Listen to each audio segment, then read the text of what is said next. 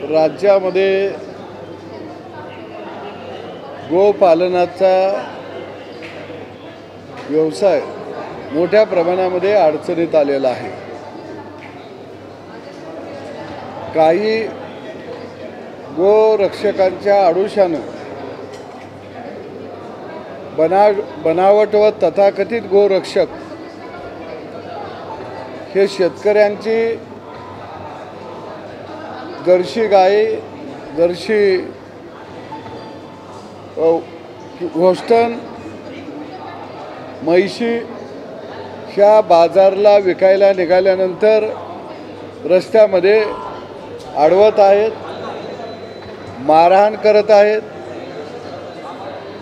त्यामुळं आज शेतकरी अस्वस्थ संपूर्ण महाराष्ट्रातला झालेला आहे आणि त्या संदर्भामध्ये मुख्यमंत्री, उपमुख्यमंत्री यांना सर्व शेतकऱ्याच्या वतीने एक निवेदन दिलं आणि तातडीनं राज्यातल्या शेतकरी संघटनेच्या प्रमुख नेत्यांची या विषयावरती बैठक बोलवावी।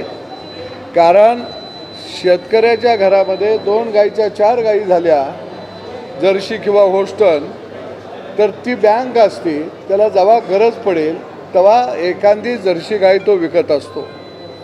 माझ्या सातारा जिल्ह्यातील कोरेगाव तालुक्यातील शेतकऱ्यांनी म्हैशी विकायला आणल्या। त्या म्हैशी त्या ठिकाणी मोठ्या प्रमाणामध्ये मारझोड करण्यात आली। त्या म्हैशी द्वारकाधीश गोशाळा फुरसुंगी इथं जमा करण्यात आणल्या। 2 महिन्यानं तो शेतकरी कोर्टाचा आदेश घेऊन म्हशी मागायला गेला, त्यावेळी ते म्हणले त्या म्हैशी कुर्णामध्ये चरायला गेलेल्या आहेत। हडपसरमधल्या शेतकऱ्याच्या व्यापाऱ्याच्या म्हैशी जमा केल्या, त्याच गोशाळेमध्ये जमा केल्या आणि तो ज्यावेळी न्यायालयाचा आदेश घेऊन गेला त्यावेळी त्यालाही सांगितलं तुमच्या म्हैशी पुण्यामध्ये कुर्णामध्ये चरायला गेलेल्या आहेत। अशा 80 म्हशी त्या ठिकाणी लापता झालेल्या आहेत। एका म्हैशीची किंमत 2 लाख रुपये आहे। ज्या शेतकऱ्यांनी म्हैशी विकल्या त्यांना पैसे मिळालेले नाहीत। शेतकऱ्यांच्या डोळ्यामध्ये पाणी आहे। मी स्वतः त्या ठिकाणी पाहायला गेल्यानंतर ऋषिकेश कामटे नावाचा एक तथाकथित गृहरक्षक गुंडांना घेऊन आमच्या अंगावर येतो आणि त्या गोशाळेचा मालक मात्र पळून जातो। तिथं एकही म्हैस अजिबात राहिलेली नाही। गोशाळा एकाच्या नावावर चालवतात दुसरे। गोशाळा ह्या गायींच्यासाठी निर्माण झाल्या, पण तिथं दुधाळ म्हशींना सुद्धा जप्त करून आणलं गेलं आणि त्या म्हशींची विल्हेवाट लावलेली आहे। आज शेतकऱ्याच्या हातात न्यायालयाचा आदेश असून सुद्धा त्याला म्हशी मिळत नाहीत आणि कोण शेतकरी मागायला गेला तर एका म्हशीला 3 लाख 4 लाख नुकसान भरपाई मागायला लागलेले आहेत। म्हणजे हे शेतकऱ्यांना द्यायचं कुठून? आज सगळा गोपालक निश्चितपणानं अडचणीत आलेला आहे आणि त्या संदर्भामध्ये मी भेटलो।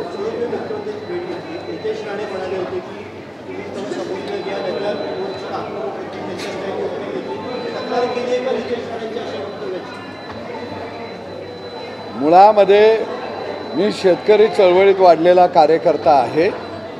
गेली 35 वर्ष शेतकऱ्याच्या प्रश्नावरती लढत या ठिकाणी आलेलो आहे। ज्यावेळी खरेदी व्यवहार थांबले आणि मग आमच्याकडे शेतकरी यायला लागले, माझ्याच गावातल्या माझ्याच पुतण्याला मोठ्या प्रमाणामध्ये मारहाण झाली, माझ्या घरात मारहाण झालेली आहे। त्यावेळी आम्ही पोलीस स्टेशनला कंप्लेंट केली, ऑनलाईन पैसे घेतलेले होते। अशा 3 ठिकाणी पैसे घेतल्याच्या खंडणीचं गुन्हासुद्धा राज्यामध्ये दाखल आहेत। आदरणीय नितीश राणे साहेबांना मी सांगेन की आमचं शेणामतामध्ये हात आहे। ज्यांच्या म्हैशी गेलेल्या आहेत त्याला एका म्हैशीची किंमत 2 लाख आहे, त्या शेतकऱ्याला 2 लाखमध्ये राणेसाहेब आभाळा एवढं आहे। त्याच्या बायकोचं, लेकरा बाळाचं शेणामतामध्ये हात आहेत, त्यांच्या डोळ्यामध्ये पाणी आहे। राणेसाहेब तुम्ही मला त्यांच्या स्टाईलनं मारायचा असेल तर मारा। हा सदाभाऊ शेतकऱ्यासाठी जर हुतात्मा झाला तर तो माझ्या दृष्टीनं सौभाग्याचा दिन असेल। पण मी माझ्या शेतकऱ्याची बाजू कधीही सोडणार नाही. ज्या मायमाऊलीच्या डोळ्यात पाणी आहेत, जी म्हस लुटली गेली या, तिला विकली गेली या, त्या मायमाऊली रडत बसल्या. अरे त्यांच्या शेणामुतात हात आहेत. नितेश राणे साहेबांनी त्या ज्यांच्या डोळ्यात अश्रू आहेत त्यांच्याकडे यावं, शेतकऱ्याकडे यावं.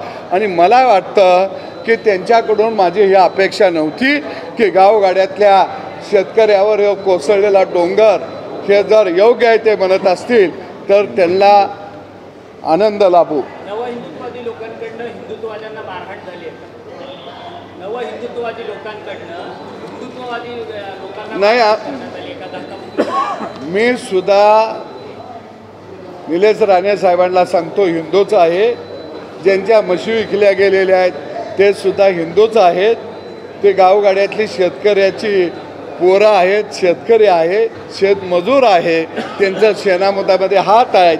कसं मारलं जातं हे माझ्याकडं या ठिकाणी पुराव्यानिशी आहे. एवढं वाईट पद्धतीनं या शेतकऱ्याला या ठिकाणी मारलं गेलेलं आहे.